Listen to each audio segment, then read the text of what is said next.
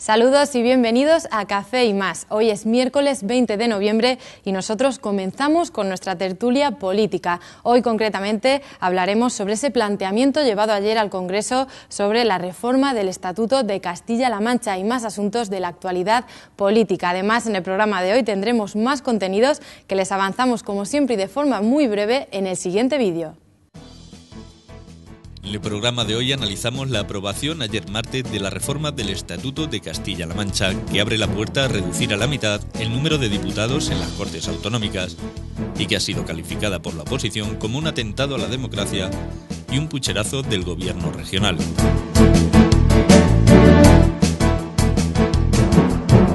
También hablaremos de esos pagos a proveedores que hoy empezarán a cobrar facturas del último plan de pago. En total se trata de 5.400 millones de euros adeudados por 9 comunidades y cientos de ayuntamientos.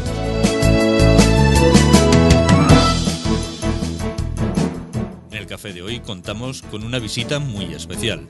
Se trata de la bloguera Teresa Ibáñez, una gran amante de la literatura que nos habla de su trayectoria y relación con las nuevas tecnologías.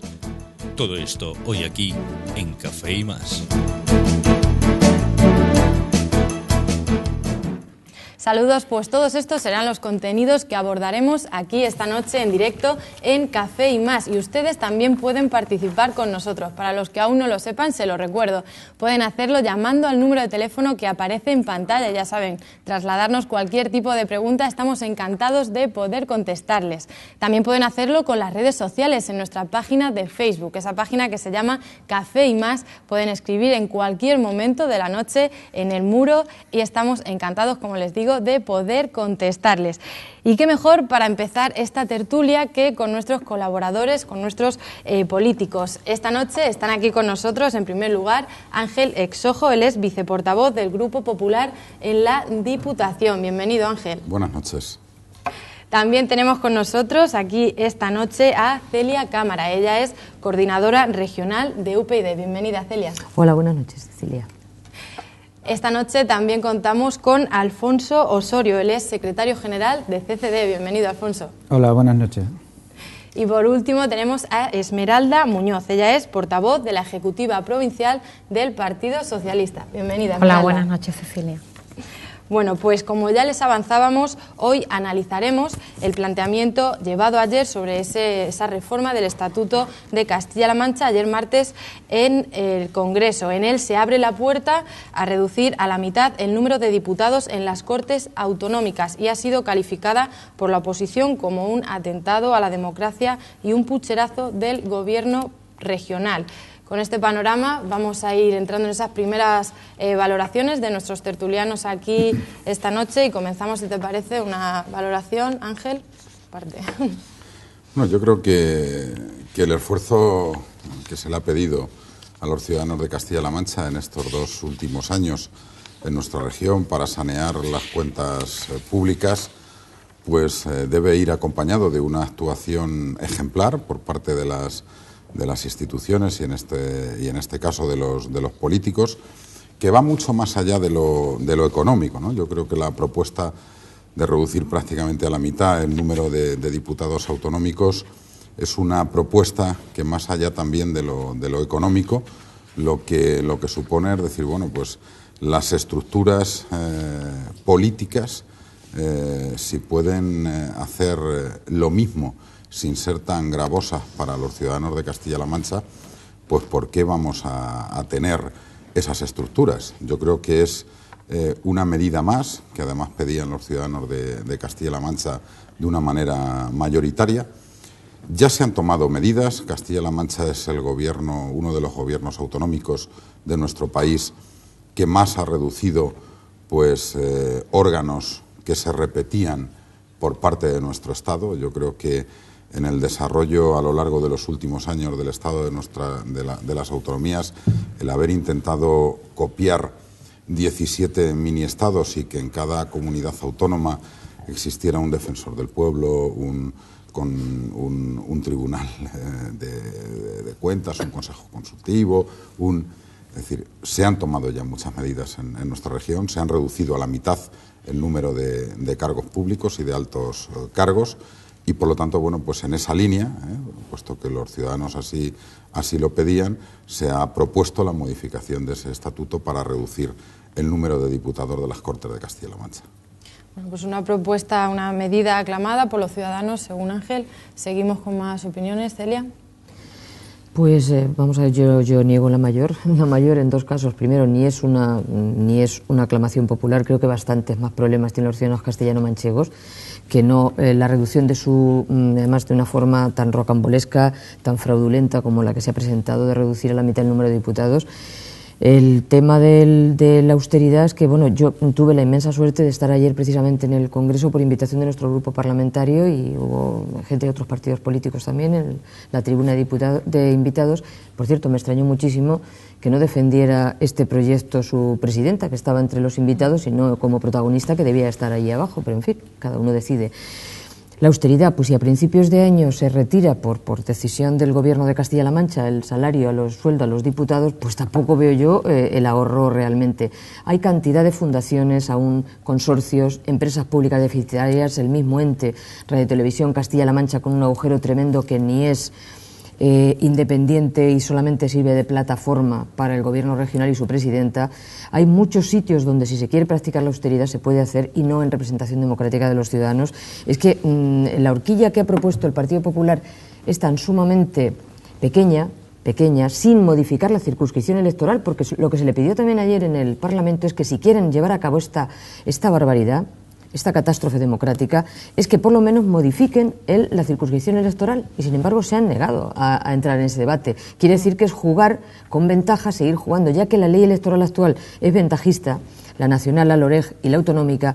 Vamos a asegurarnos el triunfo en las próximas elecciones. Por lo tanto, es jugar con ventaja en detrimento de la representación democrática de los ciudadanos. Y, por supuesto, como se comentó ayer en el Congreso, si es por austeridad, que es la mayor barbaridad como argumento que se ha planteado nunca, hombre, la crisis no va a ser permanente, y no creo, de entrada ya esto no se vuelve, una vez sustancia en el Parlamento, no se puede volver a tratar hasta pasado un año, con lo cual nos hemos plantado las elecciones de 2015 con una grandísima ventaja para los dos partidos mayoritarios. Consolidan el bipartidismo, impidiendo que otras fuerzas políticas representen a los ciudadanos. Bipartidismo consolidado. Alfonso. Sí, yo sigo un poco en la misma línea. Es decir, es una manera de consolidar el bipartidismo. Además, efectivamente, estoy de acuerdo también con el tema de las circunscripciones, se tenía que haber modificado. No es por aclamación popular, puesto que yo creo que los castellanos manchegos tenemos problemas mucho más importantes, que es lo que es ahora la reforma del estatuto, que no es la primera, sino que ya llevamos más. Y al mismo tiempo, bueno, pues yo creo que es más una reforma por un beneficio político, más que por un motivo de ahorro, porque si es por un motivo de ahorro, lo dijimos la semana anterior. Es decir, no se ahorra más porque haya menos diputados, porque se puede gastar más dinero con menos diputados. Yo creo que el espíritu, por tanto, es un espíritu de beneficio político. Y le pediría y le preguntaría al representante del Partido Popular que cuál es el espíritu real de la reforma, además de ese interés político. Porque, por ejemplo, ¿hay algún tipo de interés o de manifestación, por ejemplo, en cuanto a la independencia de los distintos poderes? Me parece que no se toca en ningún momento. Y estamos, por ejemplo, viendo el tema de la dependencia de los tribunales de justicia con respecto a los poderes políticos. Y estamos viendo el intercambio de cromos de los distintos jueces que van de cara al Consejo General del Poder Judicial, y eso, pues prácticamente, pues ni siquiera está en ese espíritu de reforma.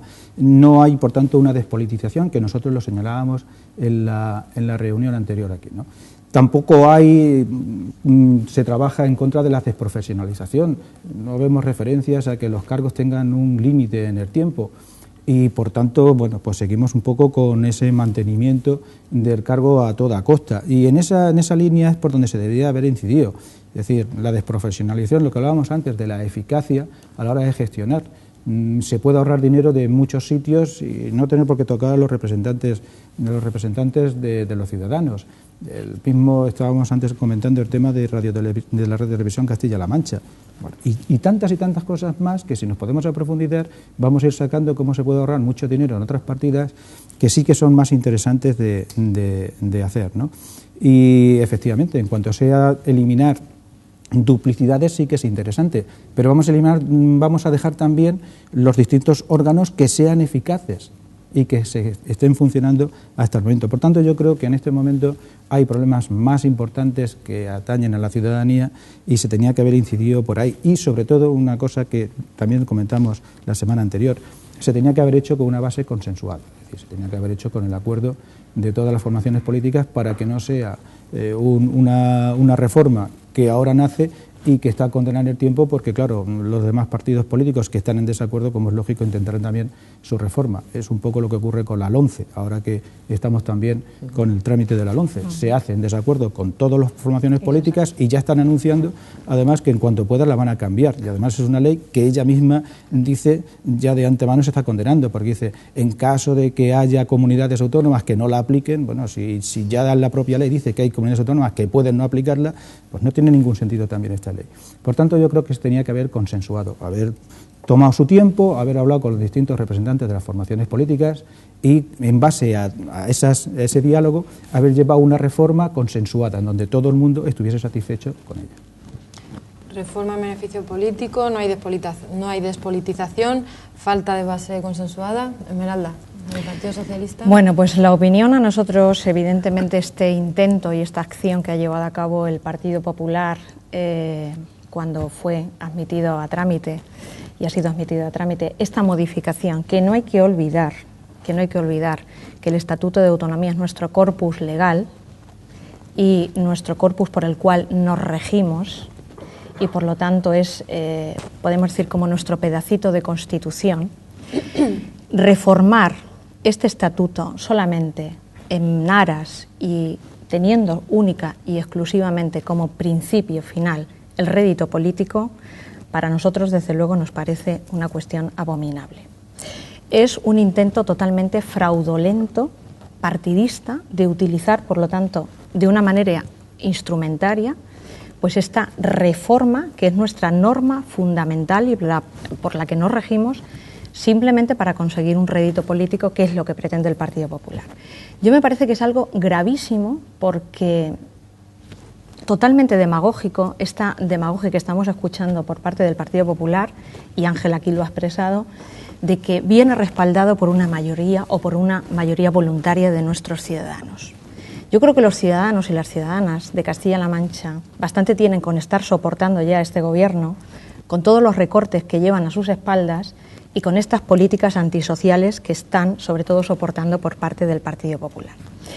Pero yo creo que lo más importante y lo que verdaderamente nos parece escandaloso para todos, y para el Partido Socialista el primero, es que se pueden quedar más de 300.000 ciudadanos de Castilla-La Mancha, ciudadanas, que ejerzan su derecho al voto y que por lo tanto sea un voto tirado a la basura. O sea, que su decisión, su voz, su palabra quede completamente anulada y sin representación con esta reforma que quiere hacer el Partido Popular en Castilla-La Mancha. Por lo tanto, se dice aquí que se quiere consolidar un bipartidismo, pero yo creo que lo que intenta, sobre todo aquí, el Partido Popular es crear un bipartidismo excluyente. Está excluyendo pues, a otros partidos, va a perjudicar evidentemente a la voz de los ciudadanos y de las ciudadanas de Castilla-La Mancha, y por lo tanto es un auténtico, por lo tanto, atropello democrático, y yo creo que esto es un auténtico pucherazo lo que pretende llevar a cabo el Partido Popular. Más aún cuando en mayo del 2012 pues hubo un intento de reformar de nuevo este estatuto, de reformar la ley electoral, aumentando el número de diputados. Y ahora, 4 o 5 meses después, reducimos ese número de diputados en aras al ahorro, en aras a los recortes, al hecho de que no se puede soportar ese número de diputados en Castilla-La Mancha. Bueno, pues yo les pediría, por ejemplo, pues que recortaran también un poquito, por ejemplo, en la partida que está destinada pues a los asesores o a los altos dirigentes que tenemos en el gobierno de Castilla-La Mancha. Bueno, se nota que va a haber más asesores que diputados. Yo creo que hay más asesores ahora va a haber más asesores que diputados. Esa paradoja, fíjate. Y se puede dar la paradoja, Celia, de que, por ejemplo, tengamos un Parlamento autonómico donde tenemos más de 2 millones de personas, donde haya menos diputados que, por ejemplo, en el Ayuntamiento de Albacete, sí, donde claro, hay 27. concejales con una población alrededor de 200.000 habitantes. Eso yo creo que es, de verdad, es un esperpento total, y yo creo que evidentemente esto es un auténtico pucherazo electoral, porque lo que se pretende única y exclusivamente es que la señora Cospedal pues tenga el sillón asegurado de nuevo en Castilla-La Mancha. Pero ¿Me permite hacer una pregunta, Ángel? Yo Una escucho, pregunta. ahora después sí. Yo lo que pasa es que escuchando a la responsable del Partido Socialista hablar de pucherazo, de desastre democrático, bueno, poco menos de que el mundo se viene abajo, ¿no? Claro, dice un refrán castellano de dime de lo que presumes y te diré de lo que careces. Claro, que venga de boca de responsables del Partido Socialista que reformaron el estatuto y las condiciones electorales en Castilla-La Mancha, practicando ese pucherazo electoral que ellos pretenden denunciar ahora, y que no fue respaldado por los ciudadanos de Castilla-La Mancha en las elecciones autonómicas de 2012, que lo intentaron, porque el PSOE, efectivamente, después de 28 años de gobierno en esta región, hizo esa modificación por imposición, y ese pucherazo, aun queriendo que tuviera consecuencias y réditos electorales, pues no fue así, ¿no? Los ciudadanos no lo rubricaron, ese pucherazo del que habla la portavoz del Partido Socialista aquí, en las elecciones de 2011. Pero claro, hablar que una responsable del Partido Socialista que ha gobernado 28 años en esta región, cuando en estos momentos el gobierno regional del Partido Popular ha reducido a la mitad el número de altos cargos y de asesores, hable de reducción de número de altos cargos y de asesores, que aquí se hable de la reducción de la estructura de la radiotelevisión pública de Castilla-La Mancha, cuando desde luego en su estructura no es ni una parte de lo que ha sido desde que fue creada por el Partido Socialista en esta región como herramienta política al servicio del PSOE, ¿no? y del poder. Bueno, y cuando aquí escucho hablar respecto al tema de asesores, claro, yo no sé si es que la responsable de Unión, Progreso y Democracia se refiere a es que si va a ocurrir aquí lo que en Asturias, ¿no? Que un diputado de UPyD tiene siete Perdona, asesores. es la demagogia, entonces, perdóname, es que eso no es cierto. Yo no sé si es a eso a lo que se refieren cuando se ponen a hablar de asesores. Mire, este gobierno regional lo que ha hecho es reducir las estructuras, lo que ha hecho es reducir altos cargos, lo que ha hecho es reducir asesores, lo que ha hecho es quitar el defensor del pueblo, lo que ha hecho es quitar el Consejo Económico y Social, lo que ha hecho es quitar el organismo de la competencia, y lo que está haciendo es responder a la voz de los ciudadanos que quieren que las estructuras políticas de un Estado que en nuestra región está conformado por lo que es el gobierno y sus instituciones y nuestras cortes, etcétera, pues que sean las que los ciudadanos demandan y necesitan hoy, y que no sean mayores. Y por lo tanto, bueno, pues si a los ciudadanos se les está pidiendo un esfuerzo, y les estamos pidiendo un esfuerzo, como digo, no es solo una cuestión desde el punto de vista económico, sino de ejemplaridad. Es decir, que si con menos diputados en nuestras Cortes de Castilla-La Mancha se puede hacer el mismo trabajo y estar en contacto con los ciudadanos de la calle, pues yo lo que le pediría al PSOE es que regrese a la senda del sentido común y de lo que piden los ciudadanos, porque no tiene credibilidad en sus argumentos. Vamos a ver. Primera cuestión, es una cuestión de falsedad que ya se ha encargado el diputado Ignacio Prendes de desmentir. Son del Parlamento, no son del diputado, ni se los escoge. Primer punto. Segundo punto, que una compañera de vuestro partido la semana pasada lo debatía, lo discutía. Hay un capítulo presupuestario de alta dirección y administración general que entre los dos suman más de 100 y pico, 110, 115 millones de euros entre los cuales están los más de 80 asesores, y habrán quitado, si yo no te digo que no hubiera, pero yo os rogaría una cosa, cuando venimos a algún debate, sea yo, sea cualquiera de mis compañeros, sinceramente los de otros partidos, que me imagino que le pasará igual a mi compañero Alfonso, por favor, si es que el y tú más, dices, decís siempre lo mismo, tú no puedes decir por qué has hecho, pero vamos a, pero si vamos a seguir adelante, entonces que quitamos la voz, o sea, el despilfarro del gobierno anterior en Castilla-La Mancha no lo duda nadie, si eso ya se ha encargado de repetirlo y de decirlo por activa y por pasiva. Vamos a centrarnos en los problemas, en los temas actuales y en lo que hay actualmente. Vale, yo te preguntaba lo que demandan los ciudadanos. O sea, los ciudadanos no demandan, vamos a ver, se dice pero muchas los veces ciudadanos demandan esta reforma electoral. Claro, por supuesto. Perdón un momentito, vamos a ver. Han demandado, los ciudadanos han pedido que desaparezcan las escuelas rurales para que el mundo rural, el medio rural, se vaya eliminando completamente, se vea abandonado y desértico. No, lo ha hecho. No, pero vamos, no, pero, es que han yo te he interrumpido, más no me he dicho, Ángel, que yo te preguntaba algo. Real, no, entonces por eso lo hacemos. 2012, como se ha hecho, 2012, claro, ya quien gobernaba. No, Ángel, perdona, termino, no, porque como dais el meeting como el otro día, no permitís que digamos argumentos. Primera cuestión. No, es que el otro día fue un mitin completo. No sé a qué te refieres. Sí, cuando estaba tu compañera aquí, dice, bueno, lo que habéis hecho, lo que habéis sustituido, lo que habéis eliminado. Bueno, la sindicatura de cuentas es importante que haya un órgano que controle. Las duplicidades hay que quitarlas, la sindicatura de cuentas, porque hay que ejercer un control sobre el Ejecutivo. Y el Ejecutivo es controlado por el Legislativo. Si el Legislativo es el Congreso, las Cortes Regionales, y nos lo cargamos la mitad, sin modificar otra cosa, si es en lo que estamos, pero si lo que se quiere es atender a los ciudadanos no quieren una circunscripción electoral que sea beneficiosa para todas las formaciones políticas, ¿por qué no se entra en eso? Eso le perjudica a un ciudadano. Se le ha preguntado, ¿usted quiere que en vez de una circunscripción provincial 5 haya una autonómica, que es lo racional? No nos presentamos a elecciones autonómicas los partidos políticos. Claro. ¿Qué miedo hay a una circunscripción electoral única autonómica? ¿Por qué no entra en ese debate el gobierno del Partido Popular a nivel nacional? Segundo punto que te quería preguntar antes. Es que es tan penoso, con esta prisa, digo penoso por no decir otros adjetivos que yo creo que ya ayer se dijeron, y se lo asumió bien, lo fajaron bien. Si no hubiera habido esta mayoría absoluta que se está ejerciendo de esta forma tan brutal, tan avasalladora a nivel del Congreso de los Diputados, ¿se hubiera presentado esta reforma?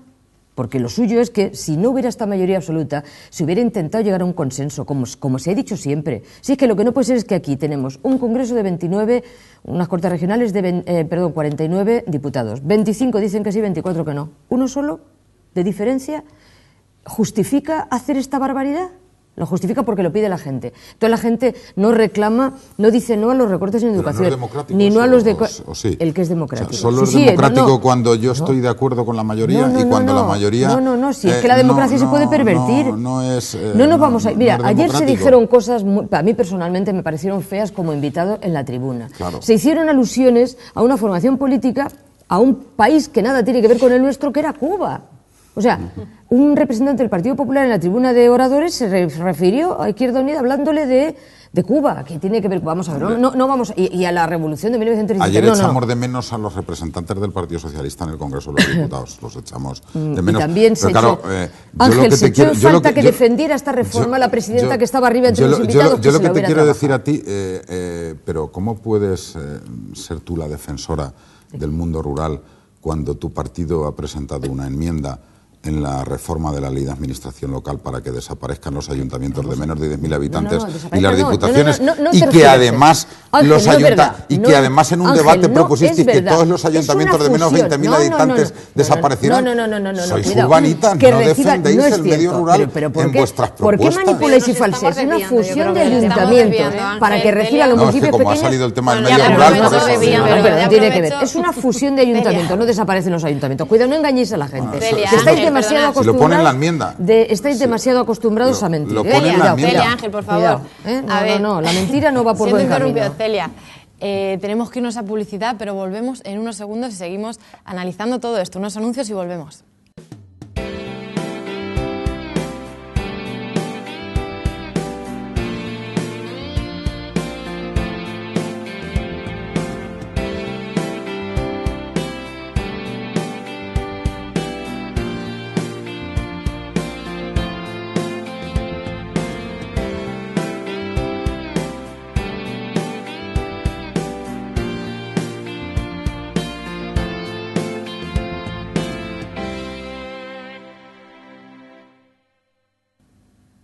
Bueno, pues seguimos aquí en directo en Café y Más. Y yo, como siempre, les recuerdo que pueden participar con nosotros, trasladarnos cualquier tipo de pregunta a esta mesa con estos tertulianos de esta noche. Pueden hacerlo llamando al número de teléfono que aparece en pantalla y ya saben, trasladarnos cualquier tipo de pregunta y se la contestamos aquí en directo. También pueden hacerlo en las redes sociales, en nuestra página de Facebook que se llama Café y Más, escribiéndonos en nuestro muro cualquier tipo de opinión, comentario que crean conveniente.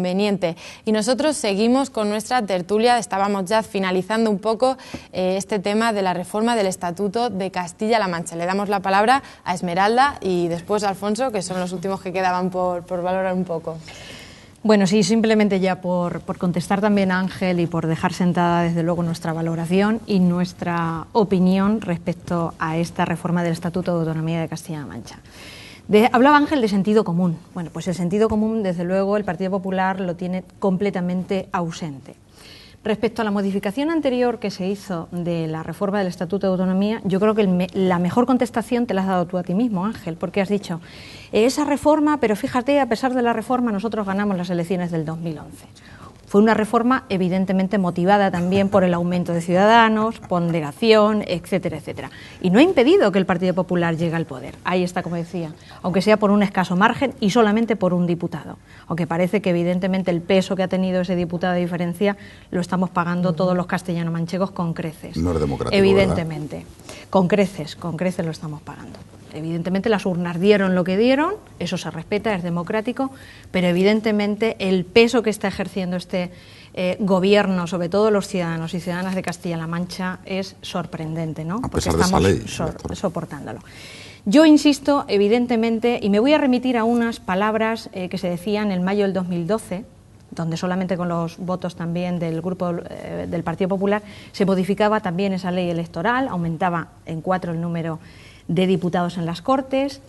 Se indicaba por parte de Cospedal, por ejemplo, justificaba esa medida asegurando que no respondía a ningún interés partidista, que era una ley justa, que era para que los votos de todos los ciudadanos valieran lo mismo con independencia de la provincia en la que vivieran, que se trataba de una ley ponderada, equilibrada, austera, que además contaría y que reformaría esa ley electoral por consenso, que contaría evidentemente con el diálogo, con el consenso de la participación de todos los agentes sociales y de todo tipo. Bueno, pues evidentemente se ha llevado a cabo este pucherazo electoral de Castilla-La Mancha y no se ha contado con el consenso para nadie. Ni viene refrendado absolutamente por los ciudadanos, que bastante tienen, como digo, en soportar a este gobierno.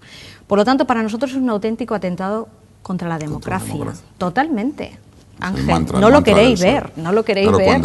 Evidentemente ese sentido común no lo tenéis, no lo tenéis. Cuando el PSOE modifica el estatuto, es democrático. Ángel, estoy ahora yo en el uso de mi palabra, ¿vale? Yo te he respetado y espero que me respetes también. Por supuesto. Y sobre todo, lo que verdaderamente es penoso es que estáis indicando a ese ahorro. Vamos a ver si ya los diputados ya se han quedado sin sueldo.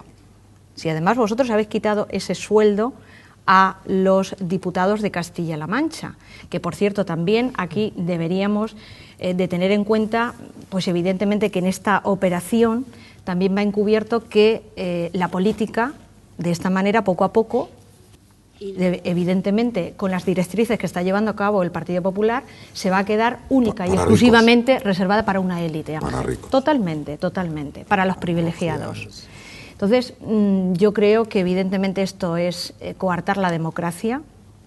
Ya lo podéis poner como lo pongáis, evidentemente. No responde ni a medidas económicas, ni a austeridad, ni a nada. Solamente responde a intereses políticos claros del Partido Popular, porque María Dolores de Cospedal pues siga manteniéndose al frente del gobierno de Castilla-La Mancha.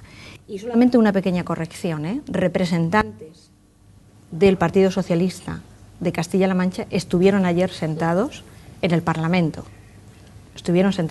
Con Paje a la cabeza. Estuvieron, exactamente, con Emiliano García Paje a la cabeza. Alfonso. Es que has dicho que había ausencia completa. Sí, bueno, ya, por fin. Vamos a ver, yo quiero ya concretar porque bastante así. Entonces, bueno, mira, en cuanto a nuestra opinión, ¿era necesaria o es necesaria una reforma del Estatuto? Sí, pero no exclusivamente por este motivo. Segundo, lo del consenso. Vuelvo a repetirlo. Si construimos entre todos, es más fácil que el edificio que levantemos se mantenga y dure. Si solo levanta uno, el siguiente lo tirará. Por tanto, hay que ir siempre que se pueda a políticas de diálogo y a políticas de consenso.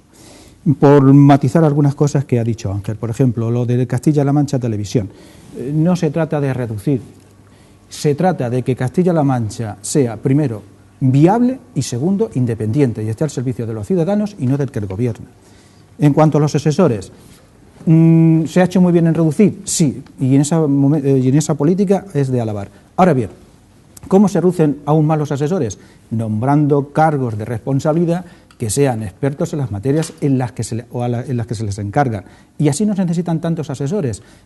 Pero, por desgracia, se nombran cargos a dedo, por agradecimiento, y evidentemente no conocen el sector que van a tocar, y entonces es necesario que se rodeen de esos asesores. Bueno, pues vamos a ser racionales a la hora de nombrar los distintos cargos públicos.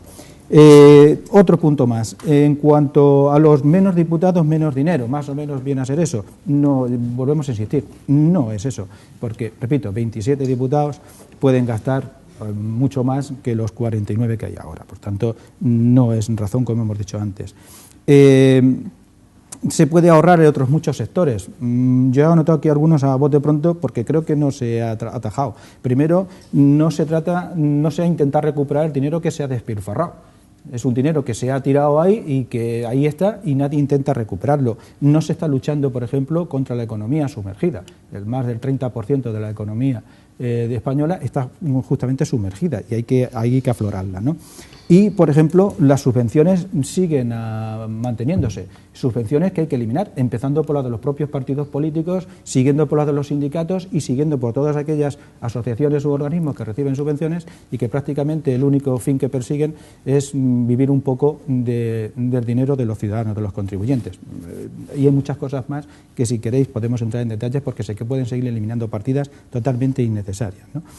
Entonces, por concluir ya y no alargarme más y poder debatir más cosas, repito, ¿es necesaria una reforma? Bajo nuestro punto de vista, sí, pero no esta, y yo creo que la próxima reforma que se haga, la plantee quien la plantee, tiene que hacerlo de acuerdo con todas las fuerzas políticas presentes en nuestra comunidad. Es la única manera de construir.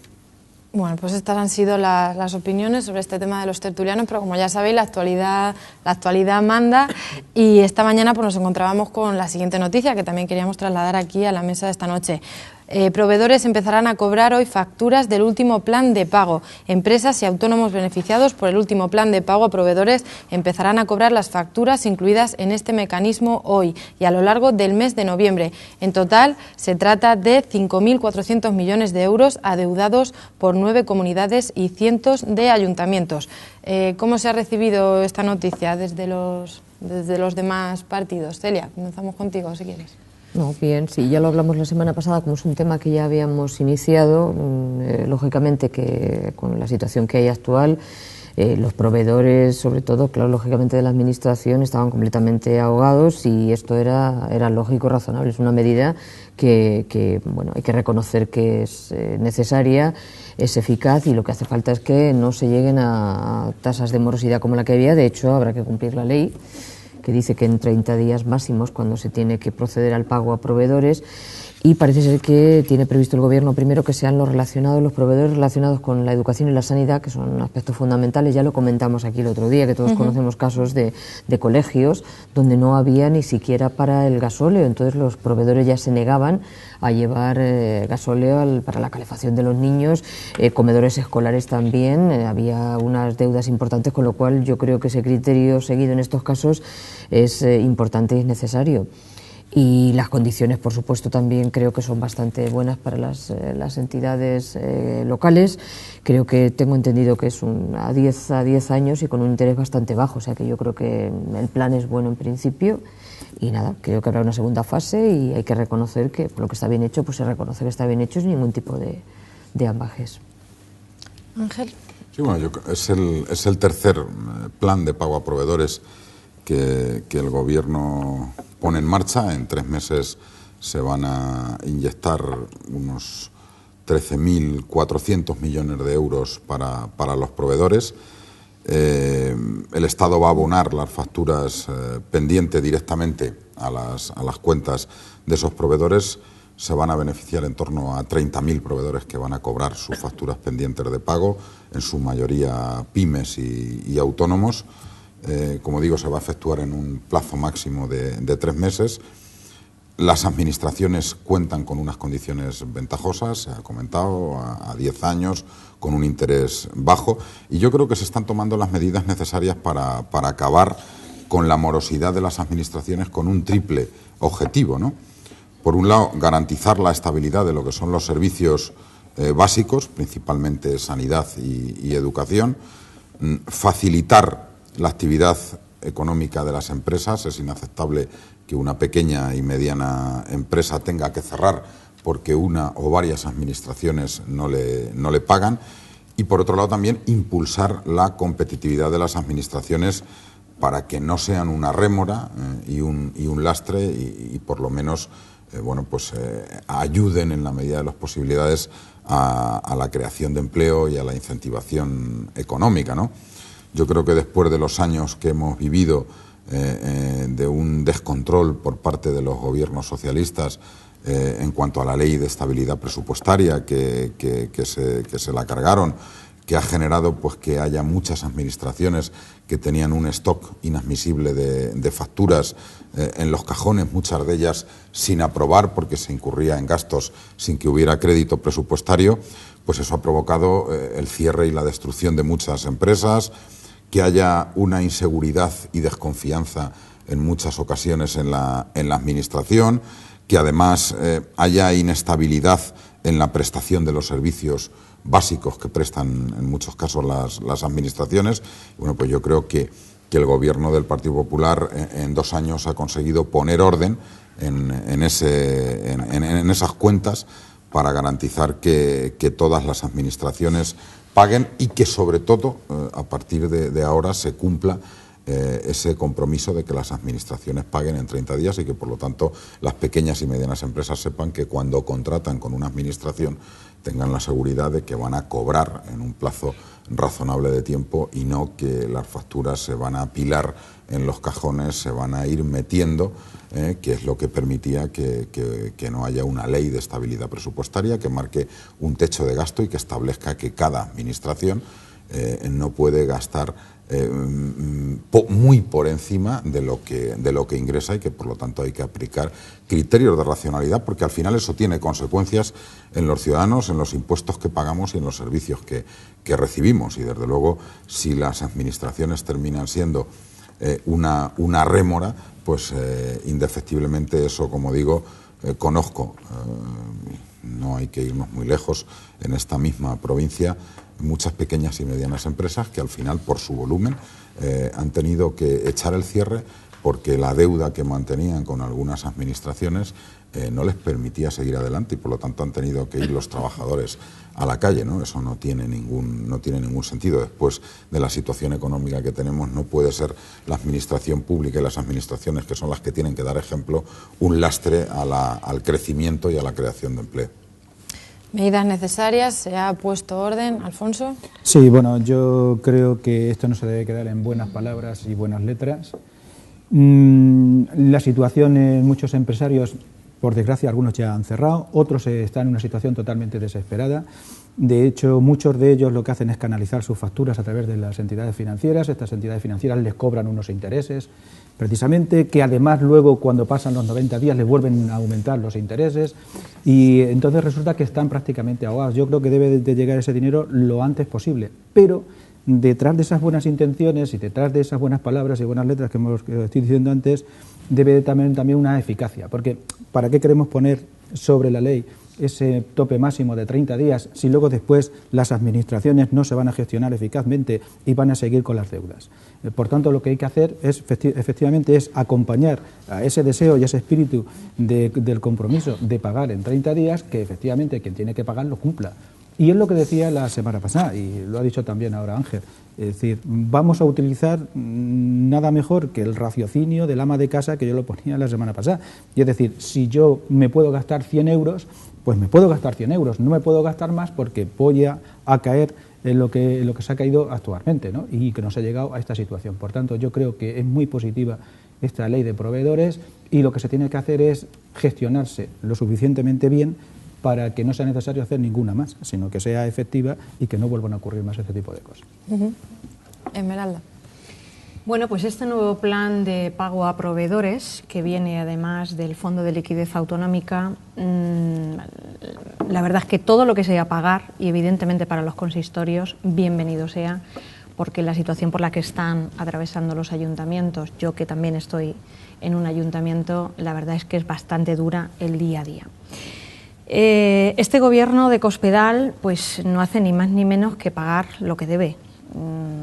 Está haciendo evidentemente cumplir con su deber, porque la asfixia y evidentemente la situación en la que están muchos ayuntamientos es lamentable. Evidentemente han tenido que soportar el pago a muchos proveedores para mantener unos servicios que además son servicios concertados y establecidos pues a través de la Junta de Comunidades, y que por lo tanto no ha hecho efectivo esos pagos en el tiempo que lo tenía que haber hecho. Por lo tanto, yo recuerdo ni más ni menos que hay ayuntamientos que todavía están soportando pues una deuda con la Junta muy importante. Por ejemplo, me remito al Ayuntamiento de La Solana, donde hace unas semanas había recibido solamente el ridículo ingreso por parte de la Junta de 1 céntimo de euro. Me estoy remitiendo también pues, a ayuntamientos de Puerto Llano, que también es un ayuntamiento de gran entidad y que tiene una deuda también importante, la Junta contraída. Pero sobre todo, yo quiero apelar sobre todo a ayuntamientos pequeñitos, ayuntamientos que están en el ámbito rural y que por lo tanto tienen muchísima dificultad para hacer ese pago a proveedores, que además tienen que hacer frente al pago de los intereses del anterior plan de proveedores y que todavía pues muchos de los ingresos de la Junta no han sido llevados a cabo. Con lo cual el día a día en esos ayuntamientos es sumamente difícil. Debería haber abonado mucho antes esas cantidades, ¿no? Porque ya llevamos 2 años y medio de legislatura y evidentemente hay muchos ayuntamientos que se están viendo en una asfixia económica. Esa asfixia económica además va repercutiendo evidentemente en sus proveedores. Y como bien decíais, pues evidentemente se tienen que priorizar sobre todo lo relacionado con la educación y con la sanidad, porque en nuestros colegios hemos visto en las noticias en estos últimos años cómo había alcaldes que decían que no podían llenar los depósitos de gasoil de los colegios públicos de sus municipios. Eso es muy duro para un edil tener esa situación tan lamentable, ¿no? Por lo tanto, bienvenido sea este nuevo plan de pagos, pero evidentemente creo que la Junta de Comunidades todavía tiene que hacer muchos deberes con los municipios y, por lo tanto, con el pago a los ayuntamientos, para que fluya esa liquidez y que, por lo tanto, podamos, evidentemente, vivir y activar la economía, que es lo importante, para que esas pymes, para que esas pequeñas empresas, fundamentalmente, que es lo que tenemos de tejido, sobre todo en nuestra región, pues pueda también activarse y sobre todo generemos empleo, que es lo importante. Sí, vamos a ver. Sí, claro, la Junta claro que tiene que hacer muchas cosas. Algunas las ha hecho ya, claro, porque es que aquí hay que recordar que la herencia económica del gobierno regional era un 11% de déficit en diciembre de 2011 si no se hubiera tomado ninguna decisión. Acabamos el año 2012 con un 1,5% de déficit. La representante del Partido Socialista ha hablado concretamente de 2 ayuntamientos que mantienen deudas con la Junta, que probablemente son uno de los que más dinero van a recibir o están recibiendo en estos días con este plan de pago a proveedores, que hay que recordar que no es solo un plan de pago a ayuntamientos, que es un plan a nivel estatal de pago a proveedores que ha permitido también que la administración autonómica y las administraciones autonómicas puedan pagar la deuda contraída con los ayuntamientos, además de a sus proveedores, ¿no? Por lo tanto, bueno, las deudas no son nuevas, es decir, yo era alcalde de un ayuntamiento hasta junio de 2011 y la deuda de la Junta y del Gobierno de Castilla-La Mancha en ese momento pues era en torno a 700.000 euros, ¿no? O sea que no es nuevo y desde luego, claro, con una herencia de más de 10.000 millones de euros de deuda y con un déficit desbocado, indudablemente se han hecho muchas cosas, quedan por hacer, hay que seguir insistiendo en este camino, pero ya se han hecho bastantes cosas. Desde luego que los proveedores y los ayuntamientos puedan cobrar es importante. Y yo creo que ahí, además, hay una reforma en marcha de la ley de administración local que va a dar garantía y tranquilidad sobre todo a los municipios respecto de esas cuestiones. Hasta ahora lo que conocíamos es que un ayuntamiento prestaba servicios a sus ciudadanos, servicios que eran competencias de las administraciones autonómicas, y lo hacía a través de convenios que firmaba con la comunidad autónoma y que no daban una garantía y una seguridad. Primero, porque se firmaban año a año y muchas veces el ayuntamiento recibía a mediados de año la decisión de firmar o no ese convenio cuando tenía que estar asumiendo los trabajadores de la prestación de los servicios para los que se firmaba el convenio, y luego no se cumplía en muchos casos el pago por parte de la comunidad autónoma a ese ayuntamiento por la prestación de ese servicio. Bueno, yo quiero romper una lanza aquí esta noche en ese sentido, porque la reforma de la ley de la administración local, una de las cuestiones que plantea es que ahora los ayuntamientos que firmen esos convenios de servicios que son de competencia de la comunidad autónoma y los tienen que prestar los ayuntamientos, la comunidad autónoma va a estar obligada a prestar a que el convenio se firme al menos por 5 años, y si la comunidad autónoma no paga al ayuntamiento la prestación de ese servicio, la reforma de la ley va a permitir que a través de ese fondo y de los adelantos que el Estado tiene que hacer a la comunidad autónoma, será el ayuntamiento el que reciba el dinero directamente del Estado si la comunidad autónoma no lo paga al ayuntamiento. Por lo tanto, yo creo que en esa línea de reformas por parte del Gobierno de España y también del Gobierno de Castilla-La Mancha, vamos en la senda de mejorar sobre todo la tranquilidad de los ayuntamientos, de los alcaldes, de los concejales y de los ciudadanos en general, en que la prestación de esos servicios que hasta ahora eran competencias y son competencias que hemos llamado impropias, que están prestando los ayuntamientos a través de convenios con las comunidades autónomas, siendo servicios que son competencia de la comunidad autónoma, la reforma de esta ley de administración local que está en tramitación va a dar una garantía y una estabilidad también para los ayuntamientos y, por lo tanto, para los ciudadanos que van a ser receptores de esos servicios y que son receptores de esos servicios. Bueno, pues estas han sido las valoraciones de nuestros tertulianos aquí esta noche. Un placer teneros con nosotros. No tenemos tiempo para más, es una lástima. Muchísimas gracias, Alfonso, Ángel, Esmeralda, Celia. Y nosotros nos vamos a publicidad, pero antes les adelanto que tenemos una visita muy especial ahora después de la publicidad. Se trata de Teresa Ibáñez.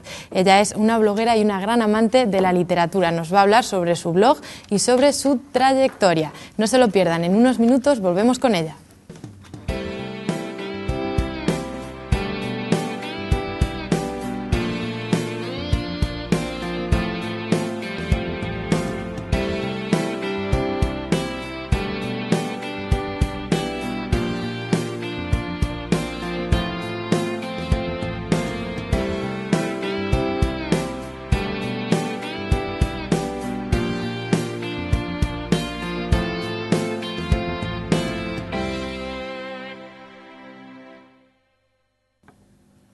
Pues tras estos anuncios publicitarios seguimos aquí en directo en Café y Más, y como ya les avanzaba antes de la publicidad, hoy tenemos una visita muy especial. Se trata de Teresa Ibáñez.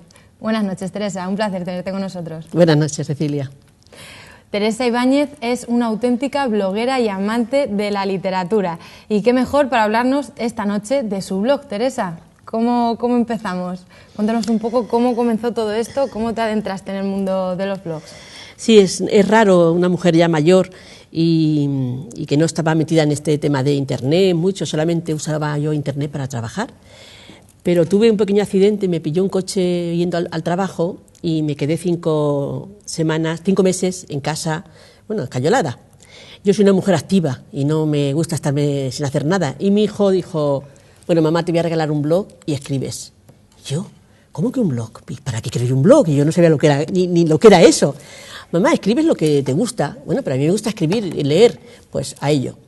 Y ahí empecé hace 7 años, con mucho miedo. Empecé a escribir primero mis recuerdos de cuando yo era pequeña, ir al kiosco a comprar o a cambiar tebeos. Y de golpe veo que entra 10 o 12 personas al blog. Y yo me quedé sorprendida, pero ¿cómo que han entrado 10 personas aquí a ver lo que yo escribo? O sea, una cosa increíble. Entonces ya me dio mucho miedo y mucho cuidado con lo que yo escribía porque veía que había gente que entraba. Así empecé hace 7 años. Entran diariamente más de 500 personas en el blog, de literatura nada más, que yo me sorprendo porque yo soy una mujer que leo y digo lo que me gusta. escribo de algún viaje, alguna anécdota, pero realmente después de estos 7 años, para mí el blog es imprescindible en mi vida, porque conozco mucha gente, además de lo que yo leo y explico, leo muchos blogs de literatura, que es una pasión en mi vida, y es un hobby imprescindible en mi vida ahora mismo, muy interesante. Sí, además también es una buena forma para intercambiar opiniones, comentarios sobre libros, ¿no? Sobre cosas que vas leyendo. Sí, porque yo leo muchos blogs literarios, con lo cual estoy siempre al día.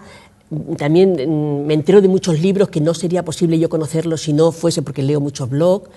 El blog llega a todas las partes del mundo, que es otra cosa que a mí me impresionó. Por ejemplo, me escribió una niña de Palestina. Digo que era niña porque el nombre, no sé si era niño o niña, un nombre que no sabía si era femenino o masculino, pero me dijo una cosa tan bonita que me dejó muy sorprendida. Me dijo, si mucha gente en el mundo lee a Mafalda, el mundo debe ser mejor. Es impresionante. Una niña, parecía una niña pequeña por lo como escribía. Todas esas anécdotas que ya te iré contando, a mí me hacen pensar que estamos muchos en esto de Internet, que además de cosas malas que dicen que hay cosas buenísimas, y una de las cosas es la lectura, el blog, y tanta gente buena que me escribe y me dice cosas muy bonitas. O sea, al principio tenía cierto miedo, ¿no?, a estas nuevas tecnologías, mucho, pero al final podemos decir que le estás cogiendo el gustillo, ¿no, Teresa? Total, al blog. Total. Además tengo tablet, tengo ebook, tengo de todo. Todas las tecnologías. Bueno, Teresa, ¿y en qué consiste el blog? ¿Qué podemos encontrar en él? Mira, yo sobre todo libros, sobre todo los libros que yo leo y que me gustan, hago una pequeña reseña. Y pequeña reseña, sí, es muy sencillo, porque tampoco yo soy una mujer que sepa mucho, yo digo lo que me gusta. Generalmente el libro que he leído y no me gusta no lo pongo. Quiero que sea un libro de animación a la lectura, de que el libro que me ha gustado hago hincapié en que es muy bonito, que está muy bien escrito, si me gusta la escritura y la historia. Cuando encuentro un libro que la historia y encima está muy bien escrito, bueno, ya es un lujo, y lo recalco mucho en esos libros. Luego también... por ejemplo, si hago un viaje, que siempre hago viajes y siempre voy a librerías y a bibliotecas, y yo siempre, pues también cuento los viajes. Y por ejemplo, tengo nietos y también alguna vez hago una pequeña reseña de cosas de mis nietos. Pero vamos, generalmente lo más importante es los libros. ¿Qué tipo de libro? Mira, ahí por ejemplo nuestros compañeros nos están poniendo ese blog que tienes también en un diario, con algunas reseñas, como dices, de los libros. ¿Qué tipo de libros podemos encontrar en tu blog, Teresa?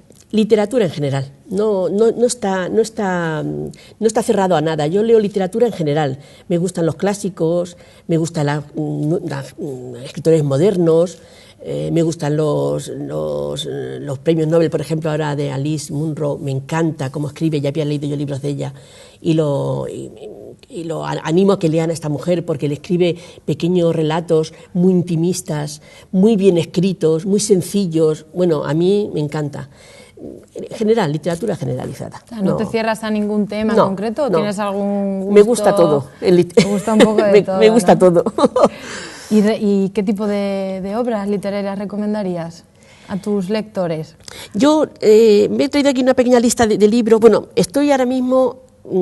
Que he vuelto a leer, que lo leí en el colegio, a Benito Pérez Galdós, los episodios nacionales que tanto me costaron leer en el colegio, que no me gustaron nada, y los he vuelto a descubrir. Es una maravilla, que yo recomiendo, porque además de que es historia de España, está escrita con humor, con un humor muy interesante. Yo lo recomendaría a todo el mundo. Son pequeños libros y son, bueno, Trafalgar me ha encantado, muy interesante. Y luego hay libros que yo recomiendo mucho a mis amigas, así que me preguntan. Hay un libro que yo descubrí en un diario en El País, que es te voy a decir, es una escritora italiana que ella se llama Natalia Ginzburg, y el libro se llama Las pequeñas virtudes. Es un pequeño libro de artículos que escribió esta mujer y los han puesto en ese libro.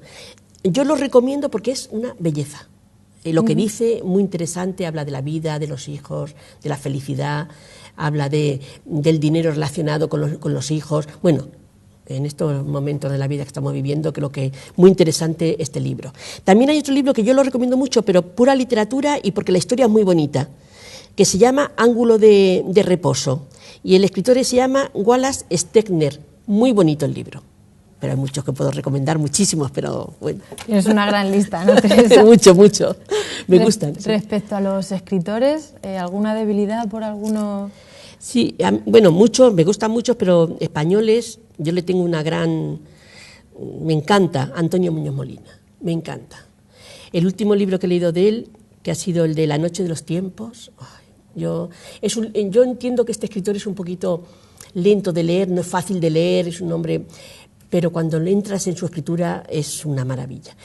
Ya ha escrito un pequeño libro ahora, que no me acuerdo cómo se llama, sobre lo que está pasando en España, de la política y tal, que también es muy recomendable, no me acuerdo cómo se llama, pero también es muy interesante. Antonio Muñoz Molina es para descubrirse con él, para descubrirse, muy interesante. Anécdotas dentro del blog, imagino que tienes miles, ¿no? Cuéntanos algunas, así que... Yo te nos des un poco de envidia. Yo te contaba cuando me has llamado que para mí el blog es una ventana abierta al mundo, porque ya te digo, una niña de Palestina, una escritora del sur de Chile que me escribe porque ha descubierto en mi blog y nos intercambiamos historias, ella me cuenta de Chile, yo le cuento de Ciudad Real. Una escritora que se llama Cristina Bajo, que es una señora con 80 años, que vive en Córdoba, en Argentina, que yo puse un libro suyo sobre cocina, un libro que escribió sobre cocina, y lo vio en el blog y me dice, pero ¿cómo tú tienes ese libro en España y tal? Y yo le digo, bueno, porque la literatura vuela, va por todos sitios, y llegó a mis manos de un regalo y se lo puse. También con ella hablo yo de mi tierra cervantina y ella me habla de Córdoba.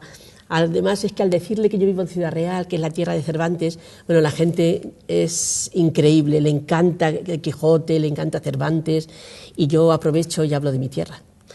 Además, aprovechando hablando de Cervantes, no sé si ahora nos quedarán más anécdotas, imagino que sí. Me parece que ahora también estás en un círculo de lectura del Quijote, ¿no, Teresa? Si no me equivoco. Sí. Cuéntanos un poco cómo va esta iniciativa. Me he jubilado y no me dejan que me tome un año sabático, parece ser, y me han invitado en la biblioteca de aquí de Ciudad Real a formar un club de lectura, y yo dije que quería que se fuese el Quijote, porque es verdad que en la biblioteca no hay un club dedicado a leer el Quijote, que debería ser un punto, vamos, yo creo que imprescindible en esta biblioteca, y lo montamos con mucho miedo. Yo pensé, digo, bueno, me voy a encontrar ahí con 2 personas y me encuentro, y así como... Y 20 personas se han apuntado. Y creo que ahora mismo 2 más, 22 personas se han apuntado al club. Bueno, yo no me lo podía creer. Y con buen ánimo, y la gente muy interesada, gente que ha leído el Quijote y que vuelve a leerlo. Y empezamos hace 15 días, que decir, está recién empezado, pero vamos, espero que lleguemos al final del año con 20 personas leyendo el Quijote. O sea, que estás satisfecha, ¿no? Sí, con la aceptación me encanta. de esa lectura. Pues Teresa, siguiendo con el blog, me gustaría saber cuál es la finalidad del blog, qué quieres transmitir con esas reseñas, de también en cierto modo animar a la gente a leer, ¿no? Sí, también mucho la gente joven, que también le cuesta un poco. Yo creo que lo más difícil es que la gente joven lea. Yo creo que eso, yo no sé si yo llego a la gente joven. Ten en cuenta que las nuevas tecnologías a mí me quitan tiempo, la tablet. Los chicos yo los veo con los móviles, con la tablet, mis nietos con la tablet todo el día jugando. Yo entiendo que es muy difícil, pero hay que hacer el esfuerzo de... Yo por lo menos, si alguien ha entrado a mi blog y ha leído un libro que yo he dicho, yo me siento satisfecha con eso. Creo que es importantísimo leer, creo que nos hace más sabios, nos hace más buenos, nos hace más comprensibles, aprendemos mucho. Yo creo que la lectura es fundamental.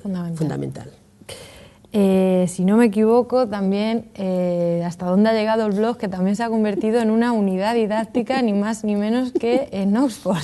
Teresa, cuéntanos un poco cómo ha llegado el blog allí. Sí, yo alucino con el blog, desde la niña esta de Palestina que te he contado, hasta, yo qué sé, muchas anécdotas, pero es que me escribieron de una universidad de Inglaterra, de la unidad de españoles, que dan clases de español allí en la universidad, y me pedían permiso para tomar un escrito que yo hice sobre Tulum, mi viaje a México. Yo he viajado a México 3 veces porque me encanta, y escribí Tulum, final de mi viaje en México, y querían ese escrito para ponerlo en una unidad didáctica para explicar cómo se hace un blog, cómo se escribe en un blog.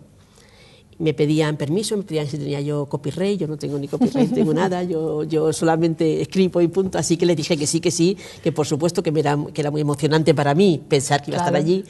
y que solamente les pedía que me mandasen un libro para yo verme en el libro. Y ese libro que y efectivamente traído, ¿no? Al año me mandaron el libro y aquí está el escrito y bueno, esto es increíble. Imagino para mí. Que lo guardas como oro en paño, ¿no? Como el bueno, libro más... Ahí está ahí en la biblioteca, está ahí metido, sí, uno más. Pero son anécdotas que me hacen sentir bien y luego sorprenderme todos los días, porque yo, te digo, soy una mujer jubilada que lee. Y entonces que un escrito mío lo quieran poner en un libro a mí me ha parecido exagerado, pero bueno, para mí ya está bien, muy interesante. Teresa, hablabas de ese viaje a Tulum, a México. Cuéntanos alguna anécdota del viaje, que seguro que hay alguna, ¿no? Sí, he ido 3 veces a México, me gusta mucho México, tengo amigos, tengo familia y he ido 3 veces a México. Pero este último viaje, entre las cosas que hemos recorrido, ha sido, bueno, Guanajuato, que es una ciudad que tiene un museo cervantino, que tú sabes que el Quijote azteca que hay aquí en Ciudad Real nos lo regaló un señor español, pero que vive en Guanajuato, que se llama Eulalio Ferrer. Ah, no lo sabía. Pues ese es, seguirle la pista, porque la historia de ese señor es muy interesante, y él tuvo una anécdota en su vida que leyó el Quijote, y desde entonces él tiene el museo allí, y él es ya murió, pero era hace un mes cervantino en Guanajuato. Yo como manchega me siento que me da mucha rabia cuando voy a Guanajuato y veo es que están todos los estudiantes de Iberoamérica van a Guanajuato ese mes porque hacen cursos en la universidad, hacen teatrillos por las calles, bueno, precioso, y todo, Cervantes por todos sitios, bueno, fenomenal. Pero es que esta vez he ido a San Cristóbal de las Casas, que allí tenemos a un ciudadrealeño que fue el que fundó San Cristóbal de las Casas, y se llamó Ciudad Real primero, Ciudad Real de Chiapas, que se llama, este señor, si lo encuentro por aquí, se llama Diego de Mazariego, un señor de Ciudad Real que fue con Cortés, y allí está. Y cuando yo llego a San Cristóbal, también estaba la Semana Cervantina, allí. Encantada. Encantada. ¿No? Yo, como manchega, digo, como en mi tierra no hacemos esto, que es lo que me da rabia, pero fenomenal, muy bonito. Muy bien, pues Teresa, no tenemos tiempo para más, una lástima. Me gustaría brevemente que nos dijeses cuál es tu sitio favorito para leer y por qué. Y con eso... Pues tengo en mi casa un sillón al lado de una ventana que leo casi siempre. Pero yo leo en la consulta del médico, que me voy antes para tener tiempo y leer. Leo en el parque, leo en el tren, llevo un bolso o un ebook ahí y leo en 2 sitios. Entonces, da igual el sitio, no el caso es leer. El libro y yo somos uno. Pues Teresa, muchísimas gracias por acompañarnos aquí esta noche, un placer tenerte con todos nosotros. Gracias. Y nosotros nos vamos despidiendo. Como saben, pueden seguir informados a las 11 ahora en los informativos con nuestros compañeros Kiko Fernández y Beatriz García. Nosotros nos despedimos ya hasta mañana a las 9 aquí en Café y Más. Hasta mañana.